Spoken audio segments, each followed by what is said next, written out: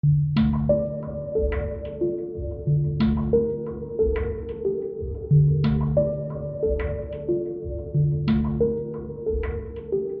to the Underclass Podcast with Austin Picard. I'm an independent researcher who can't stomach being lied to on a daily basis by the mainstream media.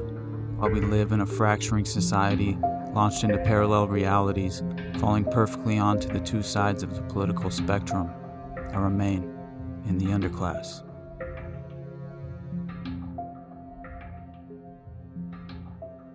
Imagine a society that subjects people to conditions that make them terribly unhappy, then gives them the drugs to take away their unhappiness. Science fiction? It is already happening to some extent in our own society. Instead of removing the conditions that make people depressed, modern society gives them antidepressant drugs.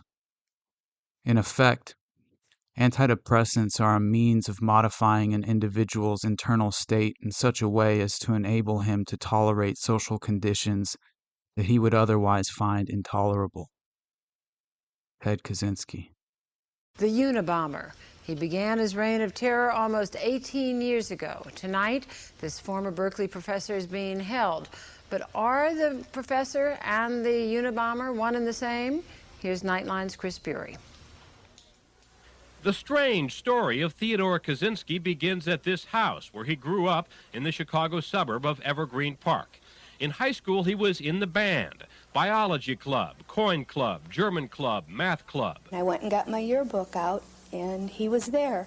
And I remember the face, and I remember a quiet young man. Quiet, but smart and precocious. Kaczynski earned a scholarship to Harvard, where he graduated at age 20.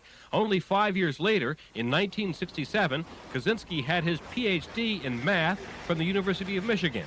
He began a 2-year stint on the faculty at the University of California in Berkeley. Kaczynski quit in 1969. In 1972, he moved to a remote cabin in Stimple Pass, Montana, where he has lived until his apprehension. Tonight, one of the early victims, a Berkeley professor, seemed quietly relieved.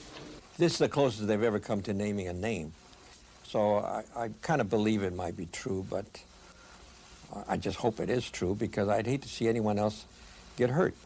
The FBI believes it has a strong suspect because he fits their profile in so many ways. A highly intelligent loner, academic background, strong ties to the Midwest, where the Unabomber first struck at Northwestern University outside Chicago.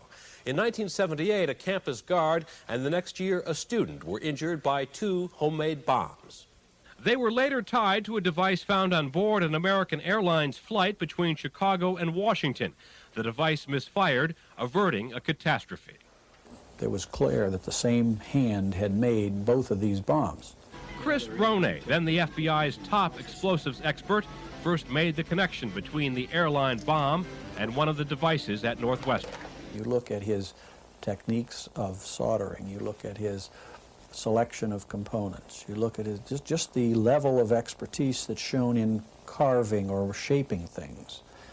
And you put all that together, you can arrive at a very individual signature.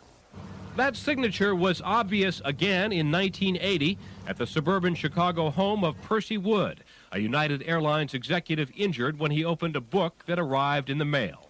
Every device has wood of some shape or form incorporated into the device. There were other tenuous ties among the victims, connections to universities and airlines, hence the nickname Unabomber. Explosives were found at a handful of campuses, including the University of California at Berkeley, where Professor Angelakos picked up a can that exploded in his hands.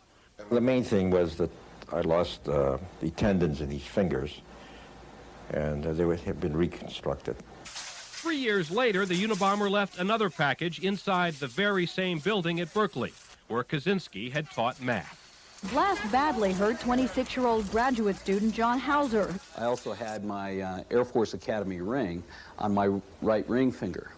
And when I opened the device, it blew my fingers and the ring off and left an imprint in the wall itself that showed the curvature of the stone, showed the letters of the word Academy, and portions of the ring itself.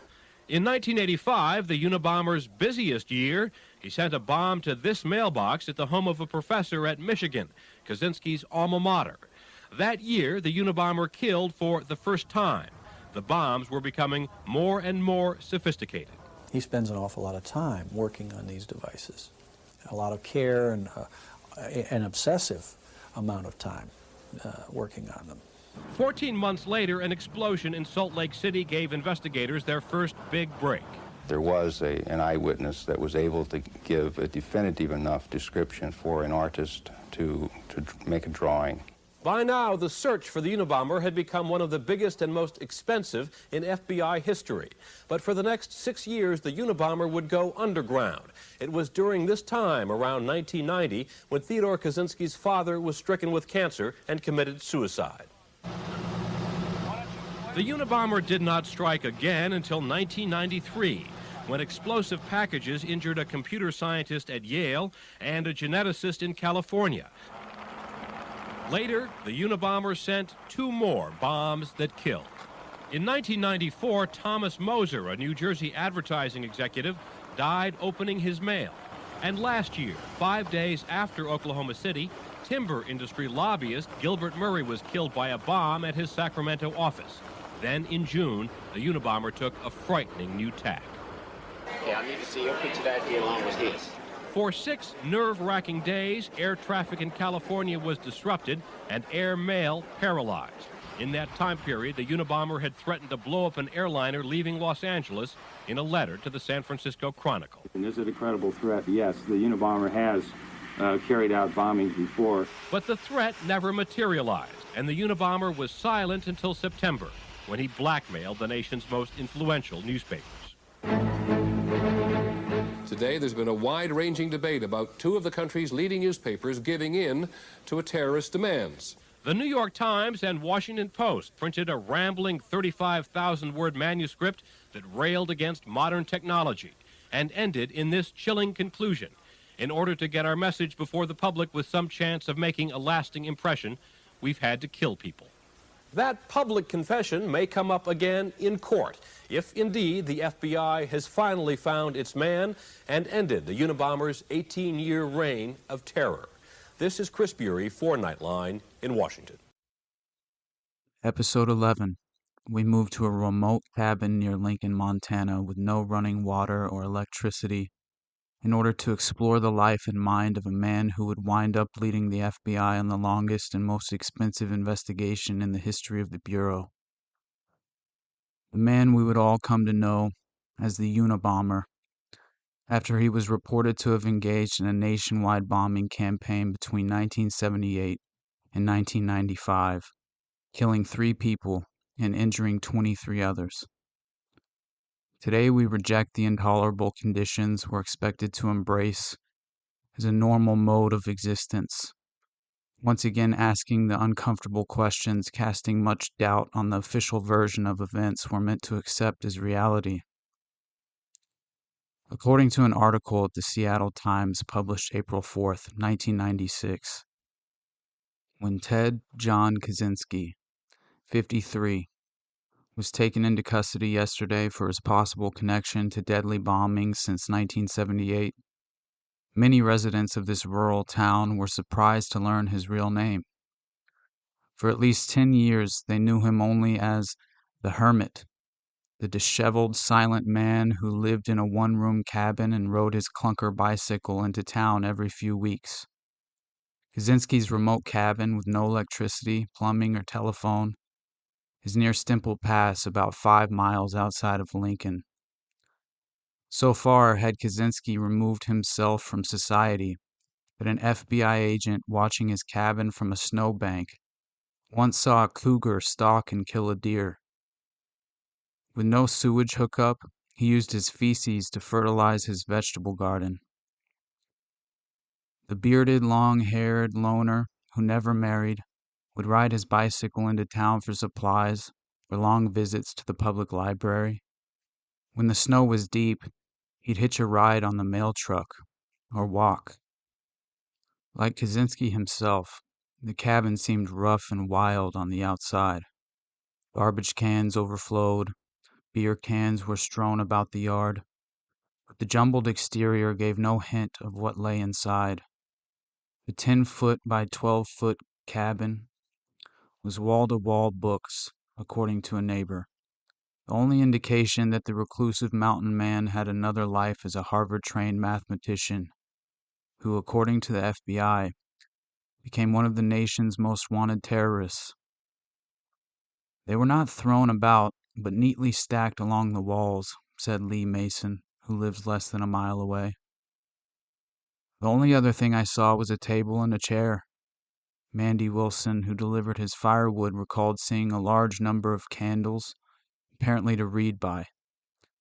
Kaczynski, described as thin-lipped and 5.5 feet tall, had lived in the town for more than a decade, but no one interviewed yesterday knew about his Harvard degree or his talent for mathematics, or, if the FBI is correct, his affinity for building bombs. Theodore John Kaczynski was born on May 22, 1942, in Chicago, Illinois. By 1952, the family would move to a suburb called Evergreen Park, where Ted would be required to take an IQ test given by a school counselor in the 5th grade when he was only 12 years old. He would score a 167 and was considered to be a genius. This would prove to be a formative event in young Ted's life, being forced to skip the 6th grade where he was reportedly doing well socially, even being considered somewhat of a leader to his classmates. But when moving ahead, younger Ted would be bullied by his older classmates, creating an atmosphere where he began to feel he could no longer fit in socially. His parents were reported to be wonderful people by many of their neighbors from this time, one even going so far as to say they would sacrifice everything they had for their children. They also would describe young Ted as very smart but a lonely individual. His high school friend Russell Mosney would even say it was tough on him, in regard to his friend's emotional needs taking a back seat to his intellectual brilliance. According to an article found at USA Today published in 1996, one neighbor, Evelyn Vanderlyn, said, "I have never known anyone who had a brain like he did." Another classmate, Wayne Tripton, would say, "He doesn't remember Ted standing out in a crowd. It was like Ted could be there and be disappeared at the same time." A very underreported story in connection to the origin of Ted's mentality shift as a young person. It would happen when he was only an infant. A report at Oxygen.com by Jill Cederstrom claims that when Ted Kaczynski was just a baby, he was temporarily separated from his parents, and his mother has always believed that the experience may have permanently scarred him. He got sick and was taken to the hospital with hives or swollen red bumps that appear on the skin, and his family says he was isolated from his parents as doctors tried to determine what was wrong with the infant. Mom always faulted the hospital. They would have been there every day visiting him, but the hospital said no, brother David Kaczynski said in a docu-series called Unabomber, in his own words. It was kind of like, we don't want parents to be in the way. We've got our work to do. We have our little baby to cure, so keep your distance. They were only allowed to visit him 2 times a week for 2 hours. He'd come out and he'd never been the same after that, she said.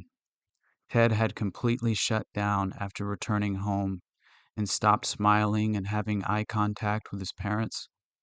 According to David, it took weeks for his parents to regain his trust a little bit and be able to make some eye contact with their young son, Ted. Their mother would also tell David that, "Your brother screamed in terror when I had to hand him over to the nurse and she took him away to another room.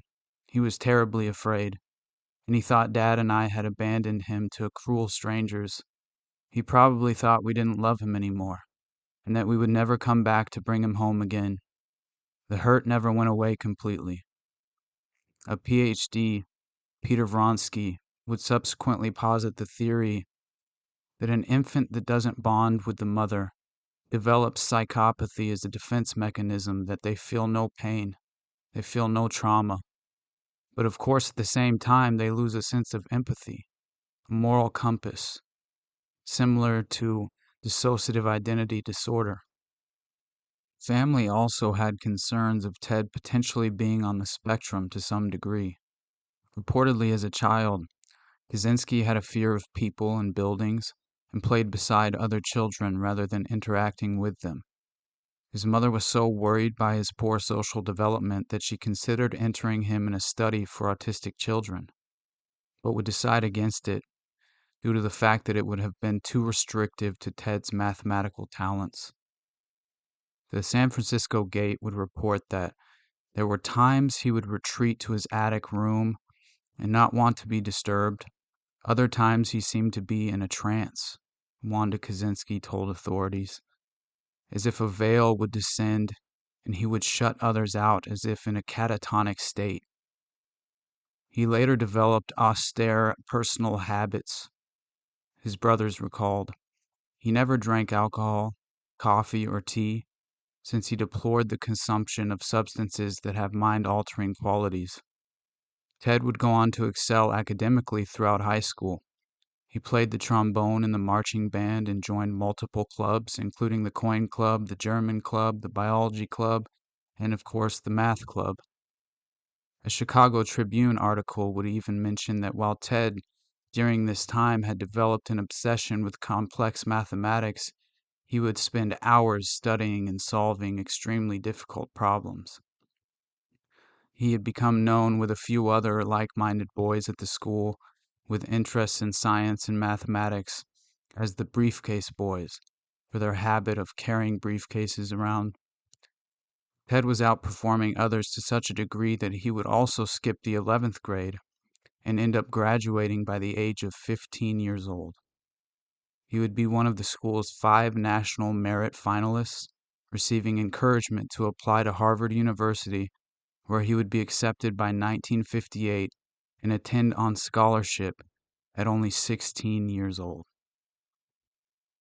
According to an article at ahrp.org, Dr. Henry Murray, chairman of Harvard University's Department of Social Relations, had devised a screening test for the Office of Strategic Services, OSS, precursor of the CIA, in order to assess the suitability of applicants for the Secret Service.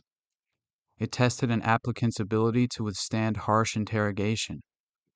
In the 1950s, Murray led a Harvard team of psychologists in a series of 3-year experiments titled Multiform Assessments of Personality Development Among Gifted College Men.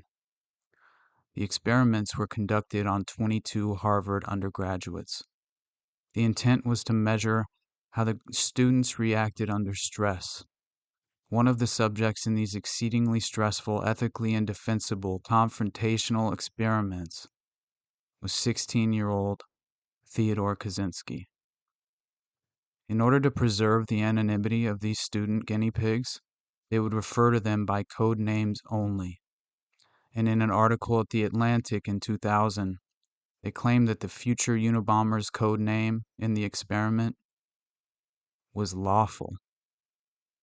But the experiment was anything but lawful. In fact, it was sadistic.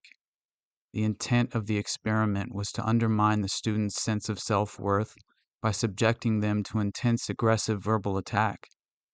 Murray himself described the intensive interrogation the students were subjected to as vehement, sweeping, and personally abusive attacks that assaulted the subjects' egos and most cherished ideals and beliefs. The Alliance for Human Research Protection continued outlining the details of the abuse, claiming that the undergraduates were asked to write an autobiographical essay describing their most personal beliefs and aspirations, as well as their deepest sexual desires. They were taken individually to an interrogation room with a one-way mirror, where they were strapped to a chair with electrodes attached to monitor their physiological responses. Each student was subjected to lengthy, abusive harangues by a law school student who had been given a detailed psychological battle plan by Murray. The students were deceived, ridiculed, and humiliated. In essence, students were put through a brutal version of the third degree, otherwise known as torture. Over the next 3 years, the volunteers were repeatedly humiliated, verbally assaulted, and sexually debased. The entire proceeding was filmed from behind a one-way mirror, and each victim was required to relive his humiliation on film. Ted Kaczynski would spend over 200 hours as a part of this study that would later be traced back to the man himself, Dr. Sidney Gottlieb, better known as the Black Sorcerer of the Central Intelligence Agency and the driving force behind the covert illegal experiments known as Project MKUltra. Dr. Henry Murray was director of the Harvard Psychological Clinic and the School of Arts and Sciences after 1930. During World War II, he had left Harvard in order to work as lieutenant colonel for the Office of Strategic Services, where they utilized his technique called the situation test in order to help facilitate the assessments of potential agents for the OSS and the British War Officer Selection Board. Murray would even participate in helping complete the personality analysis of Adolf Hitler before returning to Harvard by 1947 as a chief researcher, where he would establish the psychological clinic annex on campus, later becoming the site for the experiments.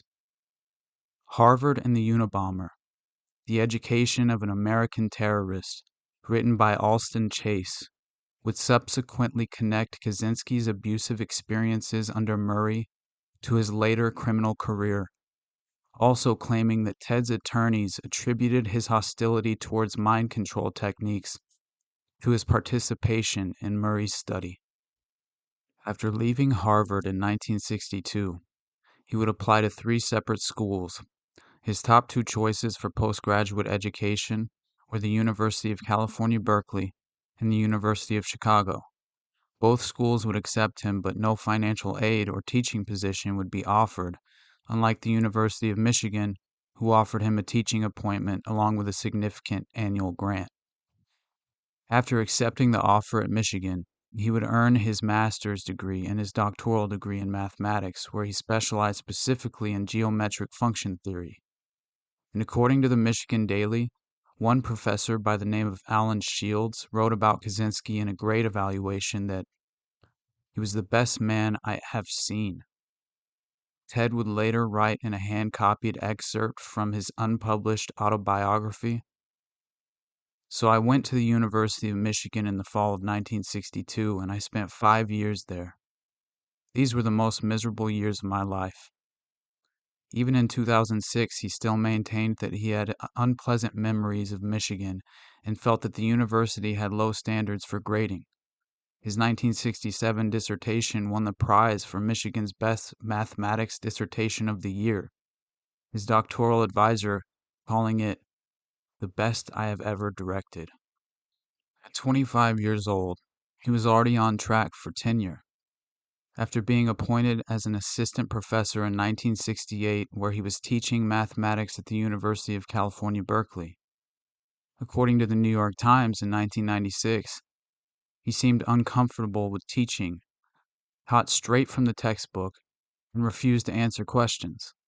And by June 30th, 1969, without any explanation, he would resign. Even the chairman of the mathematics department would describe it as quite out of the blue, claiming that Kaczynski seemed almost pathologically shy, and that, as far as he knew, Ted made no close friends in the department, noting that efforts to bring him more into the swing of things had failed.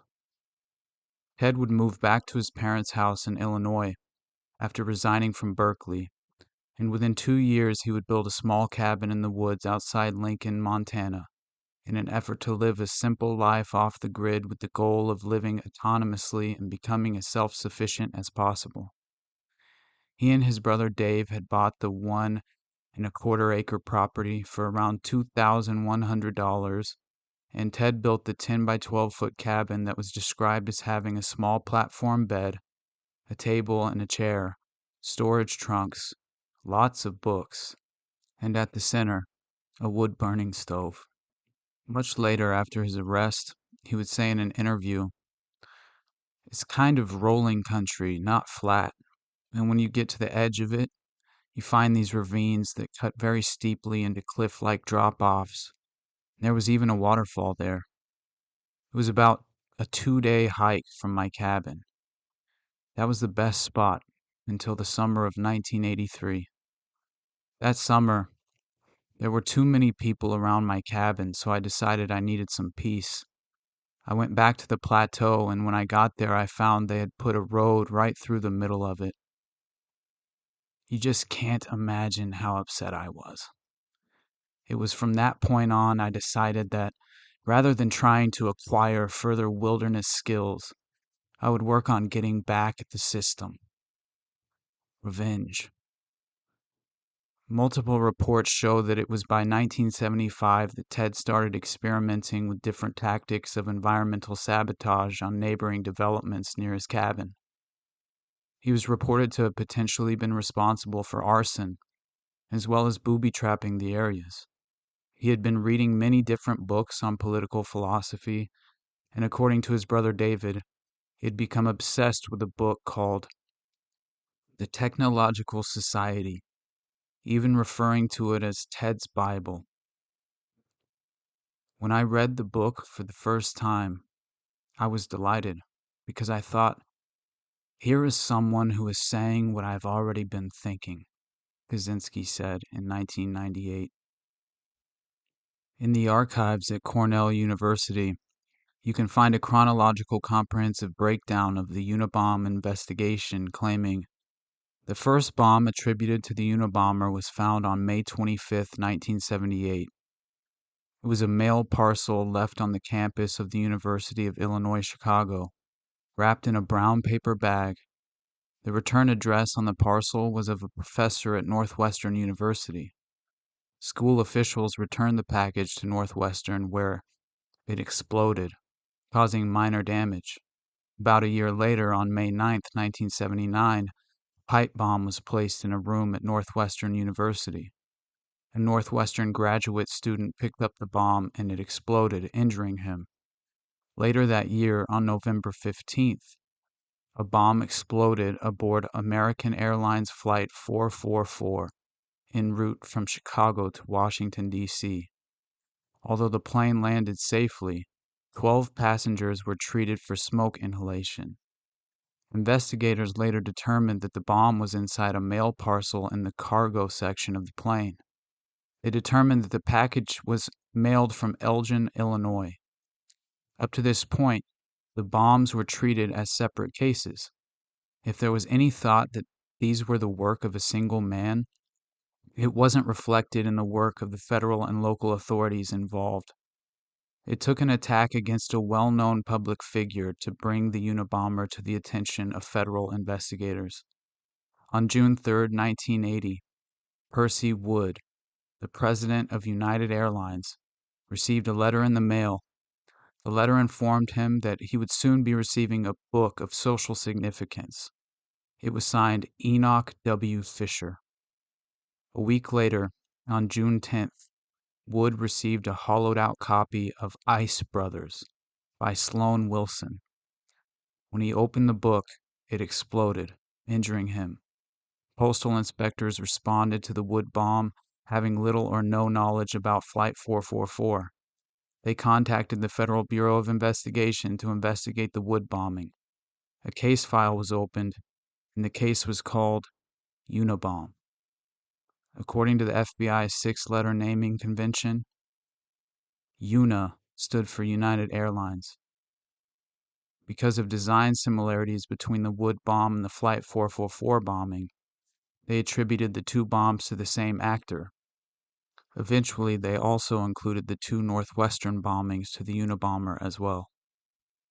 Almost left unmentioned, if not for a few remote places online, including webarchive.org, is the fact that after sending the first bomb in the post, May 25, 1978, with a return address for the Northwestern professor, he temporarily moves back home to the Chicago area for a time, getting a job working as a press operator at Foam Cutting Engineers in Addison, Illinois, where his brother David would be his supervisor. This would barely even last 2 months, when another supervisor at the plant, a woman named Ellen Tarmichael, had dinner with Kaczynski.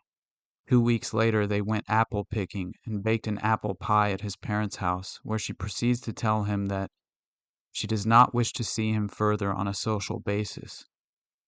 Soon after, rude, suggestive, Limerick poems about Tarmichael began to appear around the plant. By August 23, 1978, exactly 2 months on the job, Ted's brother and supervisor David fired him because of the lewd notes he was leaving around the office, leading to an argument settled by Tarmichael, explaining to Ted that David had the authority to fire him, as well as her support in doing so. Less than 9 months would pass before Ted would reportedly send his second bomb. We briefly mentioned earlier from the 9th of May 1979, also to Northwestern. Around 6 months later, by November 14th, a parcel with a bomb hidden inside is mailed from a post office near Chicago and routed to Washington, D.C., being placed into the cargo hold of an American Airlines Boeing 727. The bomb would detonate when the plane reached 34,500 feet due to a barometer being equipped in order to measure altitude. But because of the ignition mechanism not accounting for the pressurized cabin during the flight, the device would not explode or cause the intended damage. Smoke would still fill the cabin, forcing an emergency landing at Dulles Airport, where 18 passengers would be treated for smoke inhalation. The fourth bomb sent to American Airlines President Percy Wood would be the first time initials were used. The letters FC had been etched into the device, and Ted would later explain that the letters stood for Freedom Club.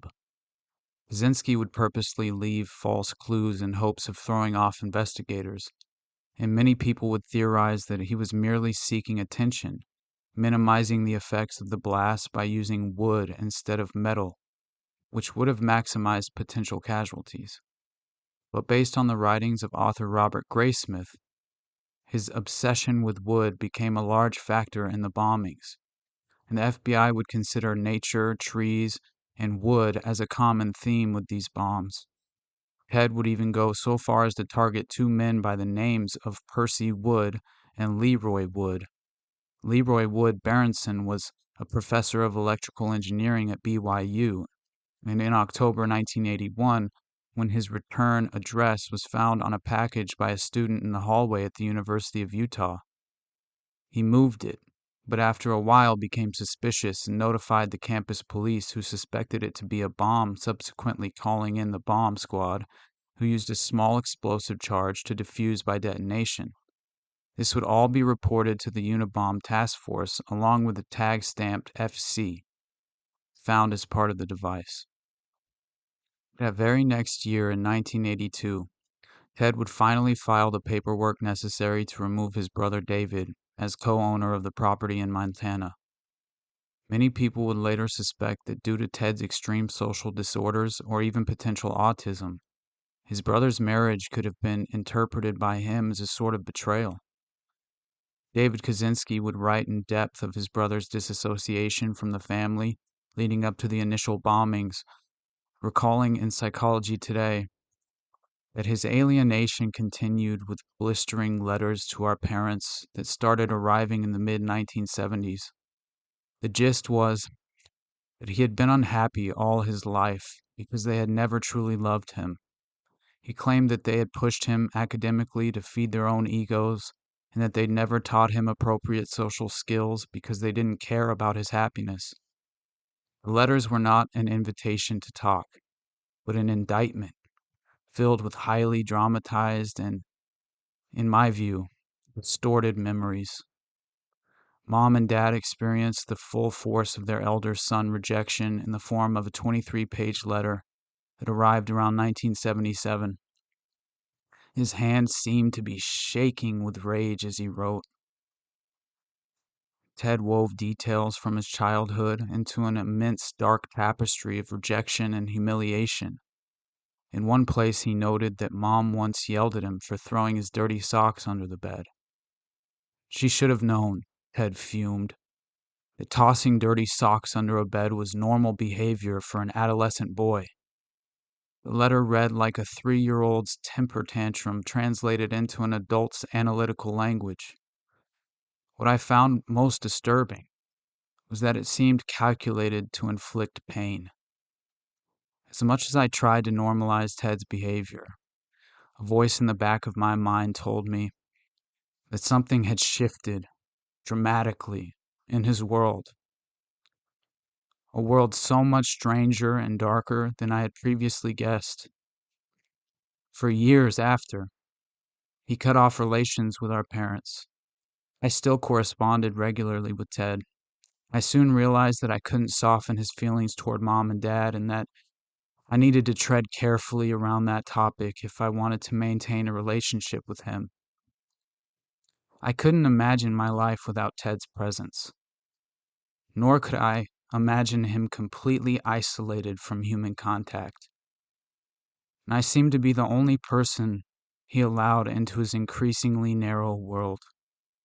Shortly after he removed his brother as co-owner of the property, that very same month, May 1982, a package was mailed to a professor at the University of Vanderbilt named Patrick C. Fisher, whose secretary by the name of Janet Smith, upon opening his mail, opened a sink trap device with wooden plugs exploding, leading to serious injuries to her face and arms. The return address found on the package was once again for Leroy Wood Berenson, the same return address found on the bomb that was defused at the University of Utah less than 7 months prior, leading investigators to assume that the package was intended for him. Once again, the initials FC were found on a small tag inside the bomb. Less than 2 months later, July 2nd, in a faculty lounge at UC Berkeley, a professor would find on the ground what he thought to be a piece of engineering equipment, reported to have complicated-looking dials on it and a handle. After lifting the handle, the device would explode, proving to be a pipe bomb inside a gasoline can.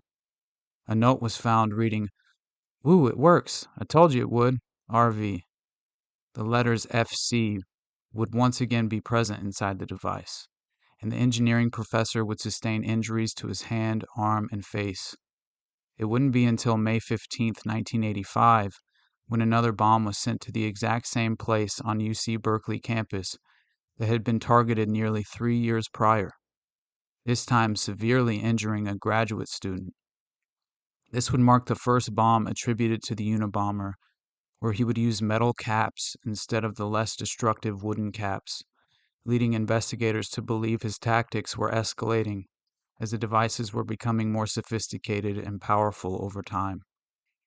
Cornell.edu archived an article referencing this time in the investigation, claiming, "By this point, the FBI and the Postal Inspection Service had demarcated the investigation. The FBI would handle place devices, while the Postal Inspection Service would investigate mail devices. Although the devices were becoming more powerful with each attack, the Unabomber was still a craftsman, refusing to purchase readily available components, choosing instead to manufacture them himself.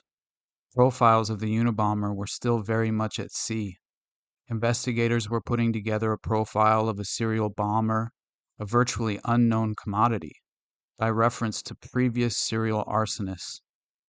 This was unprecedented. The only thing the feds had to go on was a vague concept of a naturalist obsessed with wood, considered to reside somewhere in either Chicago, San Francisco, or Utah, and something to do with what were thought to be initials, FC, found on almost every device attributed to the Unabomber. It took 7 years and 8 bombs for Ted to escalate into using metal caps, presumably with the intention to inflict more damage. The next bomb was sent to the weapons manufacturer Boeing in Auburn, Washington. Luckily, the bomb sat in the mailroom for over a month, causing the batteries in the bomb to dry up before workers at the company partially opened the package and became suspicious, quickly notifying a bomb squad that would defuse it by detonation. Nearly 5 months later, on November 15, 1985, a psychology professor named James McConnell had sent a package opened by his assistant, nearly blowing off his arm. Less than a month later, the first human life was claimed, when on December 11th, the owner of a Sacramento computer store moved a package in the parking lot, causing it to explode. His death was caused by shrapnel piercing through his heart. All three of these bombs were discovered to have metal plugs with the initials FC. The Unabomber would not strike again until February of 1987 in Salt Lake City, Utah. Just like his prior target, this was another computer rental store, although he would get sloppy this time, leaving 2 eyewitness accounts. For the first time, we had a description of the potential perpetrator. A sketch of the suspect was made based on one of the eyewitness reports, and the iconic picture of a hooded man with a mustache and aviators was widely disseminated. This must have scared him, because it would lead to a 6-year hiatus with no sign of the Unabomber until 1993, when he would send a mail bomb to a geneticist named Charles Epstein, who was known for conducting institutional age research. 2 days later, a computer scientist at Yale University, David Galerter, opened a similar package that would detonate and cause him to lose sight in one eye, hearing in one ear, and a part of his right hand. Kaczynski had also sent a letter to Galerter almost 2 years later that said, "People with advanced degrees aren't as smart as they think they are. If you'd had any brains, you would have realized that there are a lot of people out there who resent bitterly the way techno nerds like you are changing the world, and you wouldn't have been dumb enough to open an unexpected package from an unknown source." December 10th, 1994. He would target an advertising executive named Thomas Moser, killing him with a mail bomb, and later writing to the New York Times that it was because of his work helping Exxon repair their public image after the Valdez oil spill. The final victim of the Unabomber was the president of the timber industry lobbying group California Forestry Association, who was also murdered by a mail bomb on April 24th, 1995. That very same day, 4 separate letters claiming to be a part of an anarchist terrorist group called the Freedom Club would be sent out to 4 different individuals, including the editor for the New York Times. The context of the letter would provide some perspective on the potential motive behind his selection of targets, including scrupulous details of the devices used in the attacks. He would even offer what he called a bargain, claiming upon the publishing of his 35,000-word essay, the Freedom Club would desist from terrorism. He would mail several more letters to other publications, including copies of what the FBI would come to call the Unabomber Manifesto. After much deliberation, the New York Times and the Washington Post, on recommendations from the Attorney General and the Director of the FBI, would jointly publish the manifesto September 19, 1995, and in a sort of twist of fate, this would inevitably lead to his capture. By this time, David Kaczynski had been approached by his wife, Linda, and he would later write about a time in the summer of 1995 when she would sit him down for a serious talk, asking, "David, has it ever occurred to you, even as a remote possibility, that your brother might be the Unabomber?" David would write an article published in 2016 with the title, "My Brother, the Unabomber," where he would say, "Reading the manifesto on a computer at our local library, I was immobilized by the time I finished the first paragraph. The tone of the opening lines was hauntingly similar to that of Ted's letters condemning our parents. Only here, the indictment was vastly expanded. On the surface, the phraseology was calm and intellectual, but it barely concealed the author's rage. As much as I wanted to, I couldn't absolutely deny that it might be my brother's writing." David and his wife, Linda, would hire a private investigator in an attempt to discreetly investigate his brother after they reportedly spent time cross-referencing letters Ted had sent to numerous publications in the 70s, concluding that the phrasing was very similar. Both the New York Times and Washington Post would report that David then hired an attorney to organize the evidence and contact the FBI due to concerns that Ted needed to be protected from a potential FBI raid that could possibly result in a similar outcome to that of Waco or Ruby Ridge. He would later admit that after reading the manifesto, he was only half convinced of the match. However, in 1996, an FBI criminal profiler would determine that after comparing the letters with the manifesto, there was better than a 60% chance. It was now in the hands of the FBI by February 1996. And after using complicated linguistic analysis along with combined evidence, this was enough to obtain a search warrant. It is worth mentioning that according to the affidavit, FBI officials were not at all unanimous in the identification of Ted as the author of the manifesto. And even on the search warrant itself, it was noted that several experts believed the manifesto had been written by another individual. On January 22, 1998, Ted Kaczynski would plead guilty to all charges accepting life imprisonment without the possibility of parole, later attempting to withdraw the plea, claiming he had been coerced into accepting it by the judge. The prosecution had been aggressively seeking the death penalty, even after contention surrounding his psychiatric diagnosis would nearly keep him from standing trial. Ted himself would later vehemently reject the psychiatric diagnosis, concluding that he suffered from paranoid schizophrenia, and two prison psychologists he claimed had been telling him for 4 years that they saw no indication of this, and the diagnosis was ridiculous and a political diagnosis. Many other people have suggested that it was a potential legal strategy used by the family in order to spread the idea he suffered from mental illness in hopes of saving him from execution. Ted's mother, Wanda, would claim in a public statement through her attorney that all her sympathies are with the victims and their families, but she does not believe her son could be the Unabomber. In a sworn statement, Brother David Kaczynski claims he only told the FBI he had suspicions his brother was the Unabomber, but that the warrant made it appear that he believed that that was the case, which did not fit the tone or spirit of what I had told the FBI.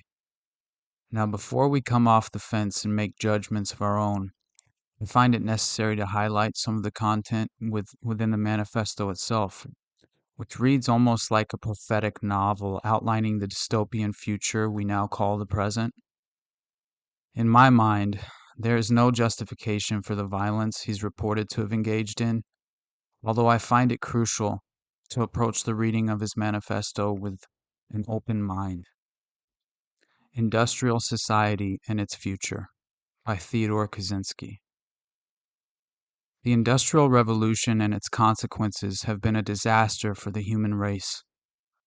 They have greatly increased the life expectancy of those of us who live in advanced countries, but they have destabilized society, have made life unfulfilling, have subjected human beings to indignities, have led to widespread psychological suffering, and have inflicted severe damage on the natural world. The continued development of technology will worsen the situation. It will certainly subject human beings to greater indignities and inflict greater damage on the natural world. It will probably lead to greater social disruption and psychological suffering, and it may lead to increased physical suffering, even in advanced countries. The industrial technological system may survive, or it may break down. If it survives, it may eventually achieve a low level of physical and psychological suffering, but only after passing through a long and very painful period of adjustment, and only at the cost of permanently reducing human beings and many other living organisms to engineered products and mere cogs in the social machine. Furthermore, if the system survives, the consequences will be inevitable. There is no way of reforming or modifying the system so as to prevent it from depriving people of dignity and autonomy. If the system breaks down, the consequences will still be very painful. But the bigger the system grows, the more disastrous the results of its breakdown will be. So if it is to break down, it had best break down sooner rather than later. We therefore advocate a revolution against the industrial system. This revolution may or may not make use of violence. It may be sudden, or it may be a relatively gradual process spanning a few decades. We can't predict any of that. But we do outline in a very general way the measures that those who hate the industrial system should take in order to prepare the way for a revolution against that form of society. This is not to be a political revolution. Its object will be to overthrow not governments, but the economic and technological basis of the present society. He would later go on to call for the return of primitive lifestyles, suggesting that most people spend their time engaged in useless pursuits he called surrogate activities, due to advancements in modern technology wherein people strive toward artificial goals, including scientific work, consumption of entertainment, political activism, and following sports teams. He even predicted human genetic engineering, going so far as to say that human beings would be adjusted to meet the needs of social systems rather than the other way around. He committed a large part of his writing to denouncing both leftists and conservatives, starting with an aggressive takedown of modern leftism, writing, "The two psychological tendencies that underlie modern leftism we call feelings of inferiority and over-socialization. Feelings of inferiority are characteristic of modern leftism as a whole, while over-socialization is characteristic only of a certain segment of modern leftism. But this segment is highly influential." By feelings of inferiority, we mean not only inferiority feelings in the strict sense, but a whole spectrum of related traits: low self-esteem, feelings of powerlessness, depressive tendencies, defeatism, guilt, self-hatred, etc. We argue that modern leftists tend to have some such feelings, possibly more or less repressed, and that these feelings are decisive in determining the direction of modern leftism. Those who are most sensitive about politically incorrect terminology are not the average black ghetto dweller, Asian immigrant, abused woman, or disabled person, but a minority of activists, many of whom do not even belong to any oppressed group, but come from privileged strata of society. Political correctness has its stronghold among university professors, who have secure employment with comfortable salaries, and the majority of whom are heterosexual white males from middle to upper middle class families. Many leftists have an intense identification with the problems of groups that have an image of being weak, defeated, repellent, or otherwise inferior. The leftists themselves feel that these groups are inferior. They would never admit to themselves that they have such feelings, but it is precisely because they do see these groups as inferior that they identify with their problems. Leftists tend to hate anything that has an image of being strong, good, and successful. They hate America. They hate Western civilization. They hate white males. They hate rationality. The reasons that leftists give for hating the West clearly do not correspond with their real motives. They say they hate the West because it is warlike, imperialistic, sexist, ethnocentric, and so forth. But where these same faults appear in socialist countries or in primitive cultures, the leftist finds excuses for them, or at best, he grudgingly admits that they exist, whereas he enthusiastically points out and often greatly exaggerates these faults where they appear in Western civilization. Words like self-confidence, self-reliance, initiative, enterprise, optimism play little role in the liberal and leftist vocabulary. The leftist is anti-individualistic, pro-collectivist. He wants society to solve everyone's problems for them, satisfy everyone's needs for them, take care of them. He is not the sort of person who has an inner sense of confidence in his ability to solve his own problems and satisfy his own needs. The leftist is antagonistic to the concept of competition because deep inside, he feels like a loser. He would claim that the conservatives are fools. They whine about the decay of traditional values, yet they enthusiastically support technological progress and economic growth. Apparently, it never occurs to them that they can't make rapid, drastic changes in the technology and the economy of a society without causing rapid changes in all other aspects of the society as well, and that such rapid changes inevitably break down traditional values. He proceeded to devote entire chapters providing critical analysis to why the restriction of freedom is unavoidable in industrial society, including an elaborate portion covering the idea that technology is a more powerful social force than the aspiration for freedom. He would later say that the system has to regulate human behavior closely in order to function, and that the system has not yet fully achieved control over all human behavior, although he believed that struggle would play out within the next 40 to 100 years. I urge all of you to read the manifesto in full and decide for yourselves if it holds any value. And as I mentioned earlier, I don't believe any of this justifies the lethal action he engaged in, claiming the lives of 3 people and permanently scarring 23 others. But I will say, there is more in that manifesto that I strongly agree with than I would care to admit to most people. A broad spectrum of speculative theories have formed and evolved in the years following his capture, and some people even claim he was potentially triggered to facilitate the bombings from his prior programming in the MKUltra mind control experiments performed on him at Harvard. They point to a possible covert operation requiring a programmable patsy meant to take the fall once the goal of generating public fear around specific industry and a complicated strategy of problem reaction solution had succeeded, paving the way for increased measures of government authority like the TSA. They would even say that the manifesto was meant to appeal to government skeptics in order to demonize the very ideas in the minds of the public through association.